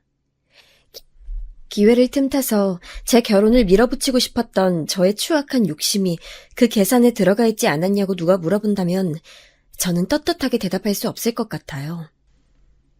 우리 딸이 그렇게나 그 남자를 마음에 들어 한다는 거지? 그래, 우리 딸이 그토록 결혼하고 싶어하는 상대라는데 내가 한번 봐야겠네. 우리 딸이 결혼하는 모습 나도 더 아프기 전에 보고 싶은 마음이니까. 그렇다고 아무하고나 우리 딸 결혼시키고 싶진 않으니까. 이런 내 마음도 네가 이해를 해주고. 그럼 당연하지, 엄마. 그 사람은 아무나가 아니야. 내가 결혼 상대로 찍어놓은 사람이니까 분명 엄마도 마음에 들어 하실 거야. 정말 착하고 자기 가족들한테 희생적인 사람이야. 결혼하고 나서 나한테도 그렇게 잘해줄 것만 같아. 그러니까 엄마도 나 믿어봐요. 저는 간절하게 호소했고 저를 못 이긴 엄마는 남편을 불러들여 드디어 따로 만나봤습니다. 워낙 아버지가 강경하게 결혼을 반대하셨기 때문에 엄마도 소극적인 태도를 그간 유지하고 계셨지만 이제는 마음을 좀 바꾸신 것이었죠. 남편은 어른들에게 책 잡힐 만한 위인은 아니었어요. 그럴 건수도 깜냥도 없었으니까요. 두어 차례 남편을 따로 만나본 엄마는 사람은 참 괜찮긴 한데 집안이 마음에 걸리네. 네 아버지가 왜 그렇게까지 아직도 목에 핏대 세우면서 반대하는지 나는 알 것만 같거든. 이런 감상을 내뱉으셨습니다. 저는 그대로 결혼이 끝내 무산되나 싶어서 조마조마했었죠. 하지만 제가 끝내 뜻을 꺾지 않았고 엄마가 편찮으신 상태에서 괜한 분란까지 만들기 싫으셨던 아버지께서는 마지못해 결혼을 허락해 주셨습니다. 어영부영 마련된 상견례장은 분위기가 어색하기 짝이 없었죠. 시부모님께서는 그날 좋게 표현하자면 편안한 옷차림으로 오셨고 나쁘게 표현하자면 성의 없는 모습으로 등장하셨습니다. 저는 두 분 딴에는 가장 괜찮은 옷을 골라 입고 나오신 것이라고 생각했었기 때문에 별다른 생각이 없었어요. 그런데 아버지 눈에는 그 모습이 굉장히 별로였나 보더라고요. 오늘 보니까 기본 예의를 아주 반 말아먹은 사람들이더구만. 하나같이 어쩜 그렇게 천한 종놈의 냄새들을 풍겨대던지. 아버지, 말씀 너무 심하게 하시는 거 아니에요? 이제 저희 시댁 식구들이 될 분들이고 아버지한테는 사돈댁 되는 분들이신데. 뭐 사돈댁? 이거 참나. 살다 그런 놈팡이 종자들을 내 사돈으로 삼게 된다니 미칠 노릇이네. 너는 꼭 이렇게까지 네 부모 가슴에 대못을 박아서라도 이 결혼 꼭 해야만 쓰겠냐? 왜 이제 와서 또 말씀을 바꾸려고 하세요? 분명히 허락하신다고 했잖아요. 제가 언니나 오빠였어도 아버지가 이렇게 손바닥 뒤집듯 쉽게 결정을 번복하고 그러셨을까요? 저라서 우습게 보시는 건 아니고요? 너는 걸핏하면 네 언니 오빠를 들먹이는데 너 그 습관 안 고칠래? 하여간 막내라고 있는 것이 어찌나 자기 부모를 속썩이는지. 에휴. 그래, 결혼해서 잘 살든지 말든지 알아서 해라.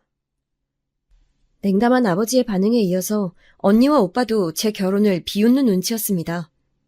저보고 얌전한 고양이가 부뚜막에 올라가는 꼴이라고 하면서 고개들을 내저었죠. 그럴수록 저는 더욱 결혼에 대한 열망으로 불타올랐던 것 같아요. 이런 것을 청개구리 심보라고 하는 걸까요? 단단히 홀려있던 저는 친정 식구들과 대비되는 시댁 식구들의 모습도 참 좋아 보였습니다.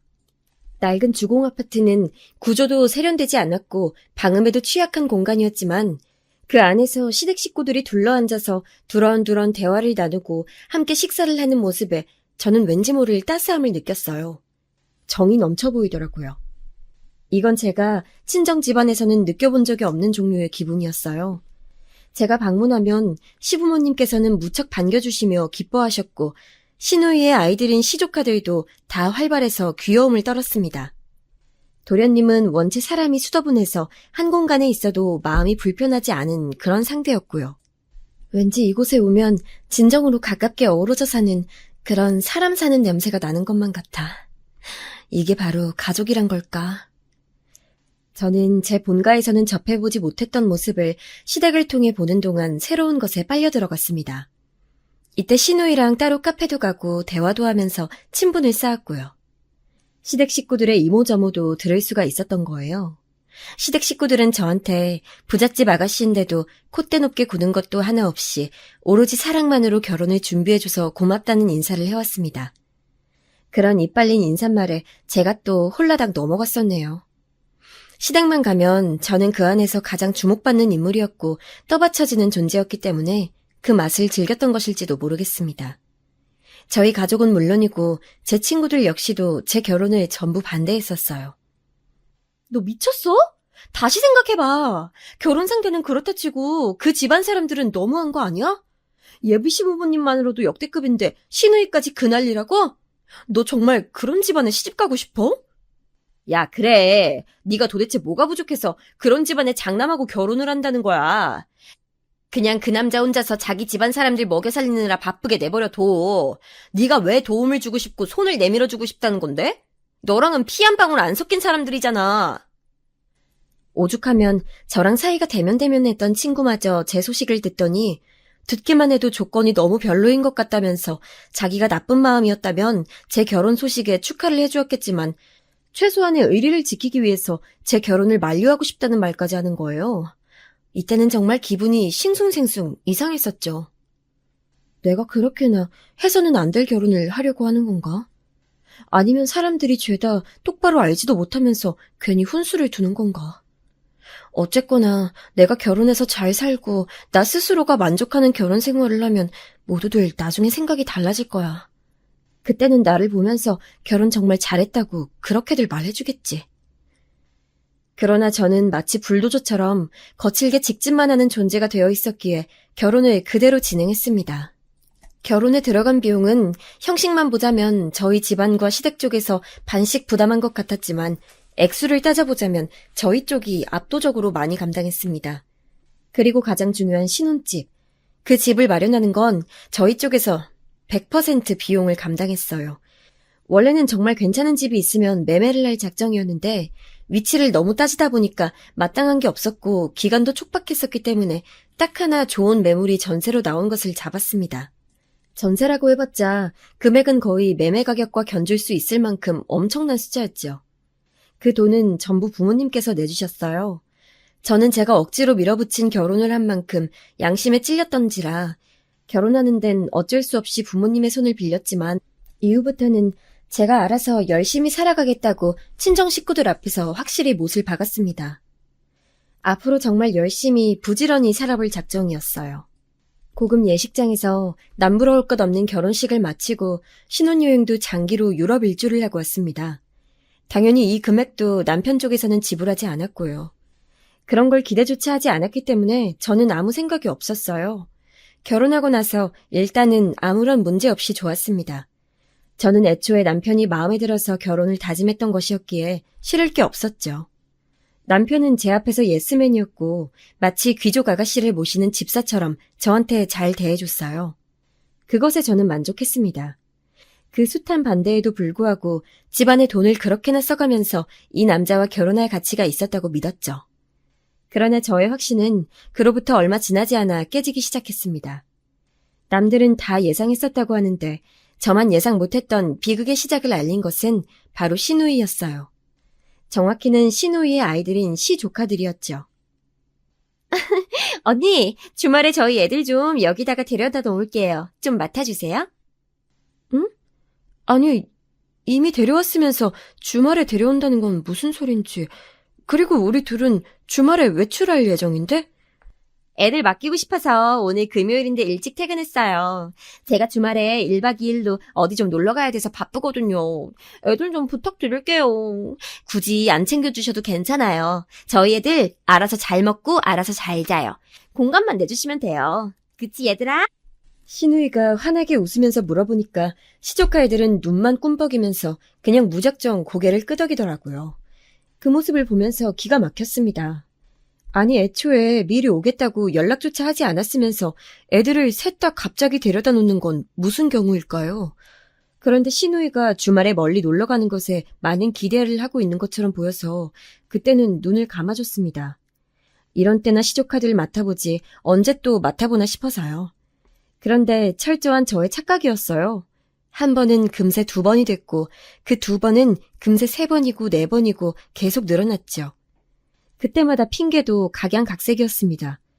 저는 그제서야 비로소 시누이의 연기력이며 임기응변이 장난 아니라는 것을 깨우쳤습니다. 마치 자기 필요에 의해서 가면을 바꿔 쓰는 사람 같았어요. 그리고 뻔뻔하기가 이루 말할 수 없었습니다. 조금도 거침이 없었고 주저함이 없었어요. 저는 점점 짜증이 나는데 남편은 호구 같아서 제 눈치나 살피면서 자기가 시조카 애들을 다 돌보더라고요. 제가 째려보니까 얼른 애들을 셋 다 챙겨서 밖으로 데려나가더니 밖에서 하루 종일 시간을 보내다 왔었고요. 최대한 저한테 피해를 안 주려고 하는 그 모습까진 좋았는데 애초에 원인 제공을 한 시누이를 잡아 족쳐야 한다고 생각했어요. 매번 애들을 방패막이로 세워서 사람 마음이나 약해지게 만들고 말이죠. 아주 악질이었습니다. 그래서 제가 말이 안 통하는 시누이는 버려두고 시부모님께 이런저런 이야기를 했어요. 시누이가 자기 애를 직접 관리하고 키우는 게 맞는 건데 점차 그 책임감에서 벗어나려고 한다는 저의 추측이 담은 이야기였습니다.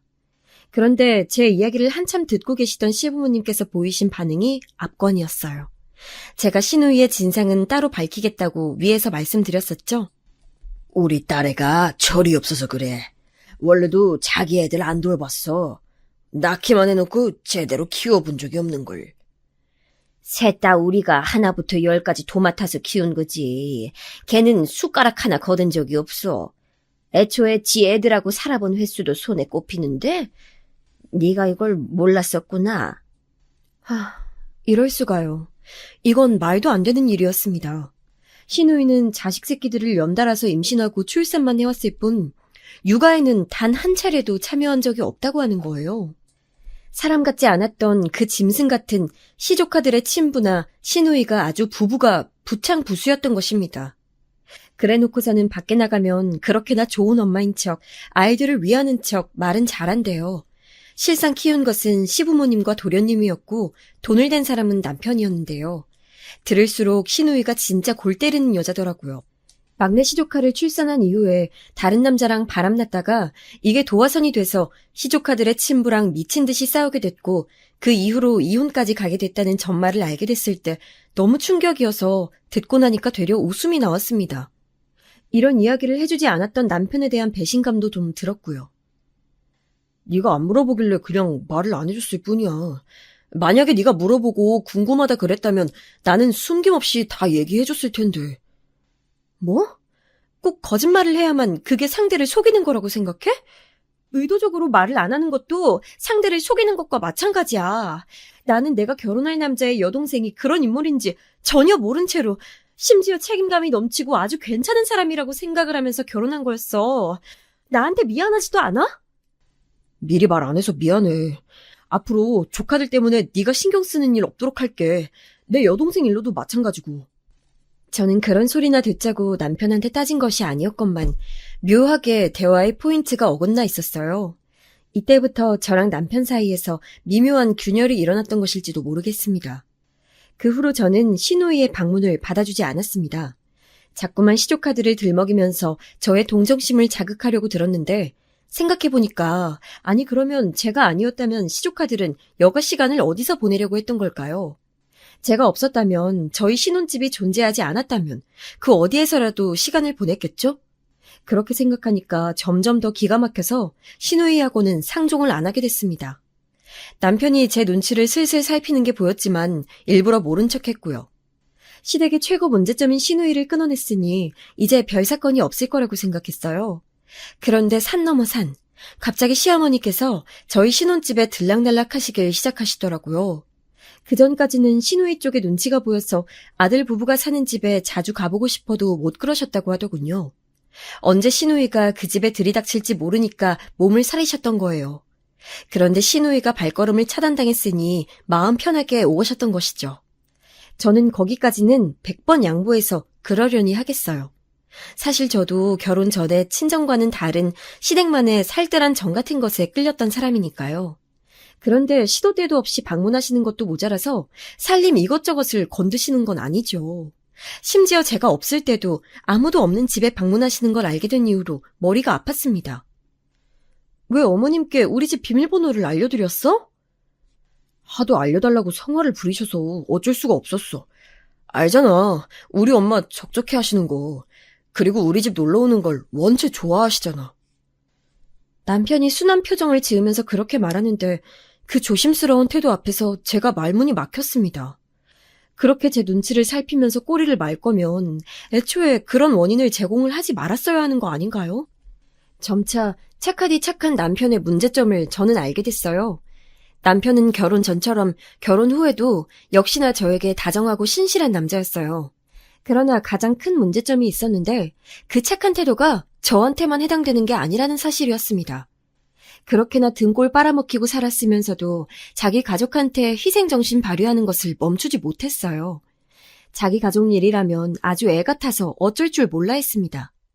가족애가 넘치는 남자라서 좋았는데 설마 하니 그게 이런 양날의 검일 줄은 몰랐어요.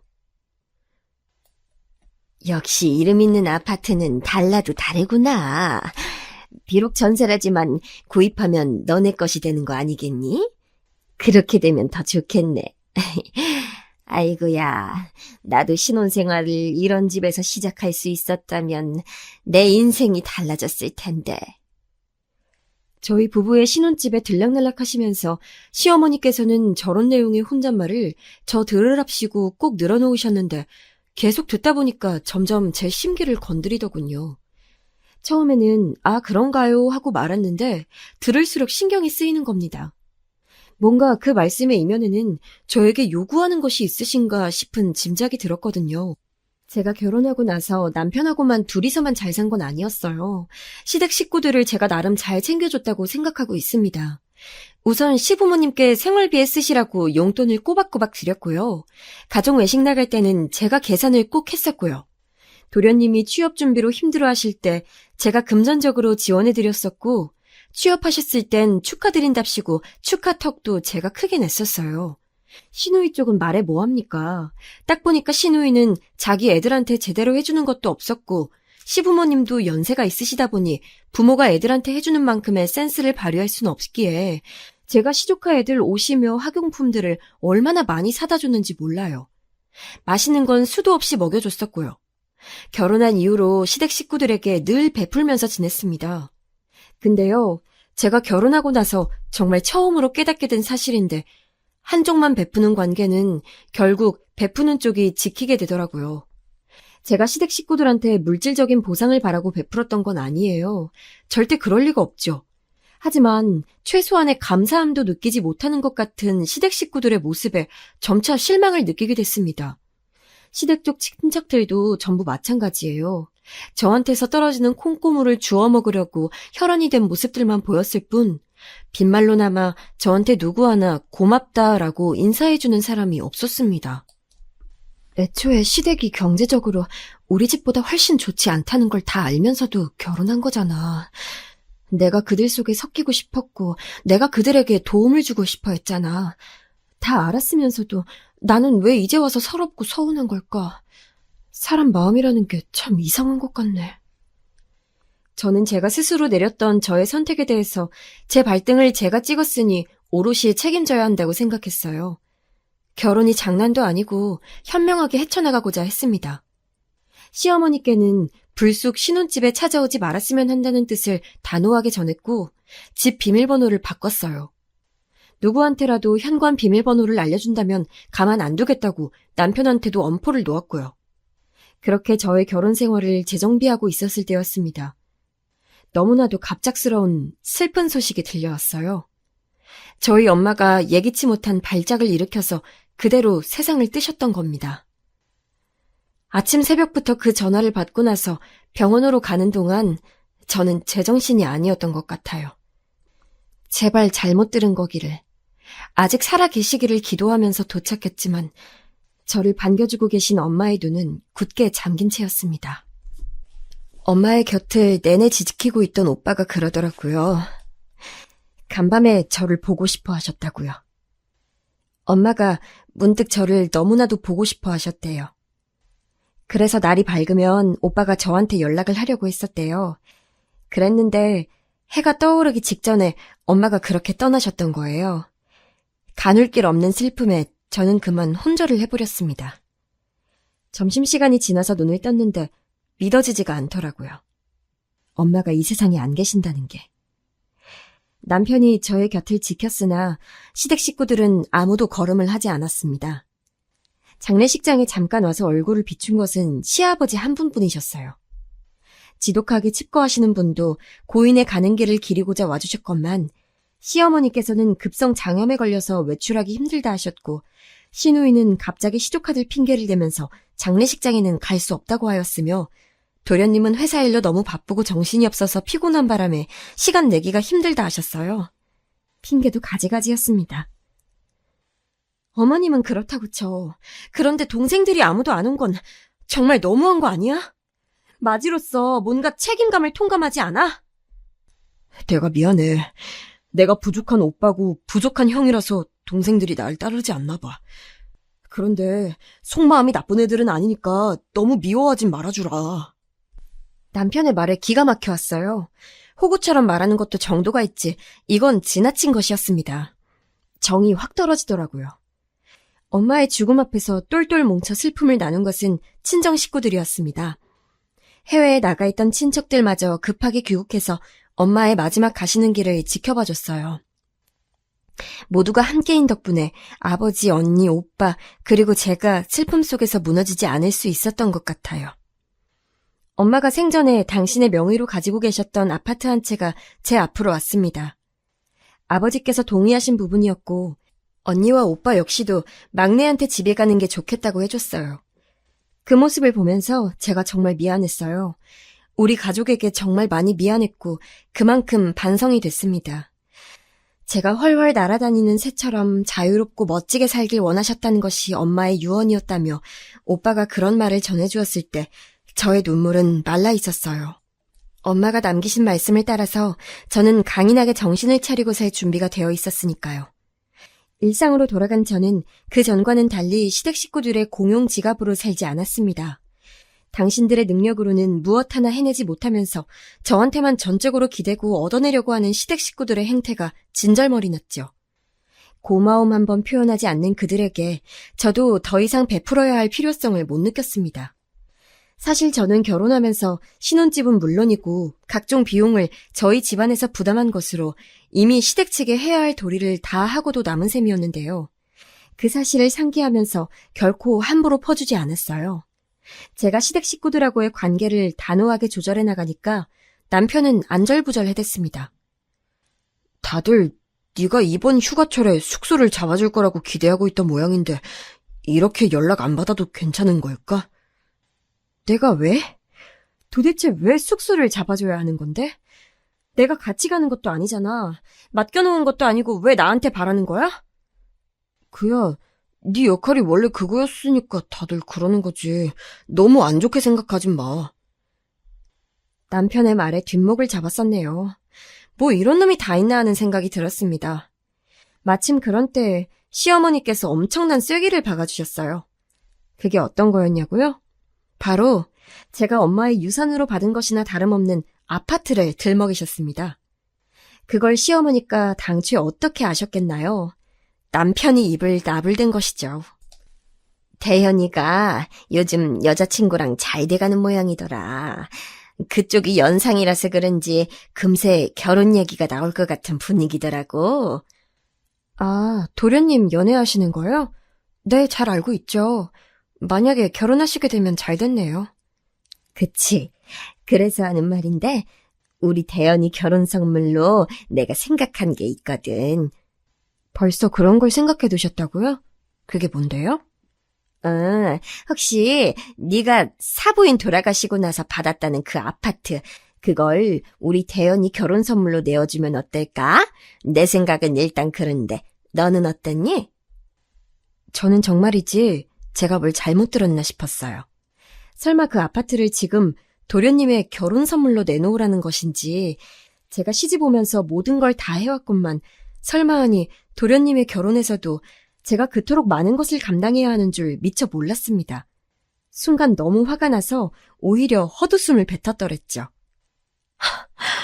어머님, 지금 무슨 말씀하시는 거예요? 제가 그 집을 왜 도련님 결혼하실 때 드려야 하나요? 이게 말이나 된다고 생각하시는 거예요? 얘가 왜 이렇게 화를 내고 그러니? 우리가 남이야? 가족이잖아. 서로 도우면서 살아야지.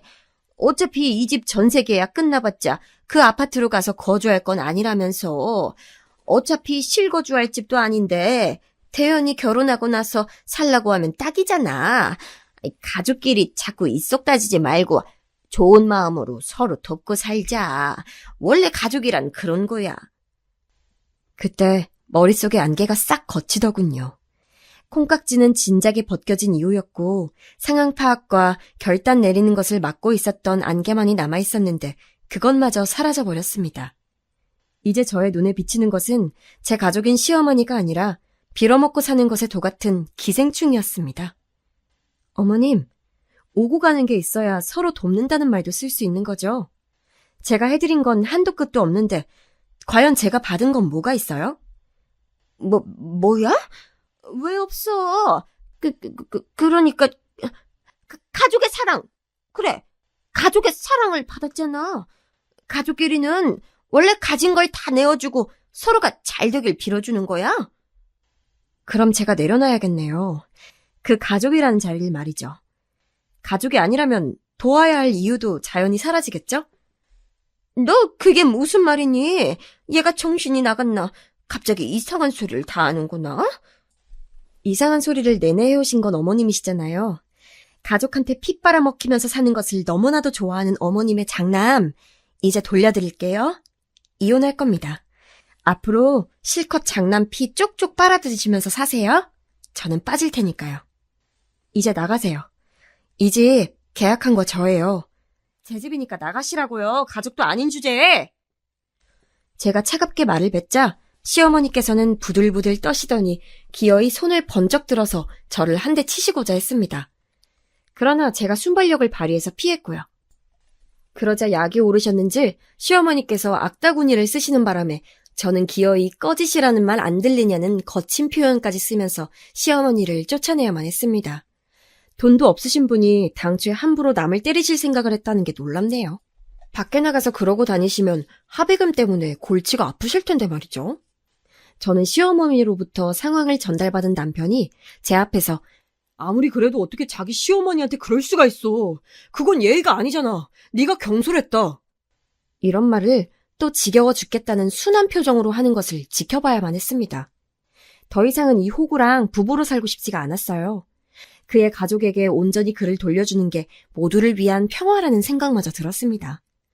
저는 이혼을 선언했고 남편은 절대 그럴 수 없다고 맞섰지만 제가 그럼 앞으로 시댁 식구들을 전부 가만 안 두겠다고 무섭게 협박조로 굴었더니 이혼하는 쪽으로 얼른 가닥을 잡더라고요. 태어나서 이렇게 가족한테 희생적인 호구는 진짜 처음 봤습니다. 앞으로도 못 볼 테고요. 남편을 쫓아낸 후에 그 전셋집은 주인한테 연락해서 양해를 구하고 얼른 정리했어요. 본가로 돌아가서 친정 식구들한테 이혼했다고 하니까 다들 반기더군요. 아무렇지 않은 척했지만 속으로는 창피하고 민망하고 친정 식구들 보기에 부끄러워서 죽는 줄 알았습니다.